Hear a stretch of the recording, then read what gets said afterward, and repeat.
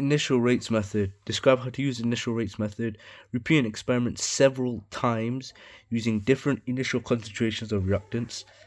Calculate the initial rate for each experiment, and then once we repeat an experiment several times using different initial concentration of reactants, calculate the initial rate for each experiment, see how the initial concentration affects the initial rates, and figure out the order for each reactant. Once you know the orders, you can work out the rate equation. I guess the hard part is remembering to repeat an experiment several times using different initial concentration of reactants. Then you can calculate the initial rate for each experiment. Measuring the initial reaction rate. For some reactions, there's a sudden color change when a product reaches a certain concentration. In the iodine clock solution reaction you're monitoring is H2O2 aqueous plus 2H plus aqueous plus 2R minus aqueous to form 2H2O liquid plus I2 aqueous.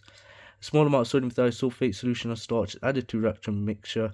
Sodium thiosulfate reacts instantly with iodine being formed. Once all the sodium thiosulfate has been used up, any more iodine formed stays in the solution, turning the starch indicator blue-black. Varying the concentration of iodide/hydrogen peroxide while keeping everything else constant gives different times for the color change, therefore can be used to work out the reaction order. For reactions that produce a precipitate that clouds the solution, we measure the time taken for a mark underneath the reaction vessel to disappear from view. We can work out initial rate reaction for other reactions by measuring the time taken for a small amount of product to be formed. Continuous monitoring, following a reaction to the end by recording the amount of product/reactant you have at regular time intervals. Track the color change of a reaction by using a colorimeter, which is a gadget, and the colorimeter measures the absorbance, the amount of light absorbed by the solution. More concentrated color solution, higher the absorbance. Plot a calibration curve, graph of non-concentration of color solution plotted against the absorbance. During the experiment, take a small sample from your reaction solution at regular intervals and read the absorbance. Then use the calibration curve to convert absorbance at each time point into a concentration.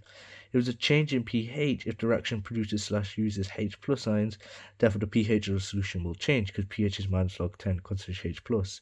Therefore, we can measure the pH of the solution at regular time intervals and then therefore calculate the concentration H plus. Using H plus is 10 to the power minus pH, measure the pH of the solution at regular time intervals and then calculate the concentration H plus.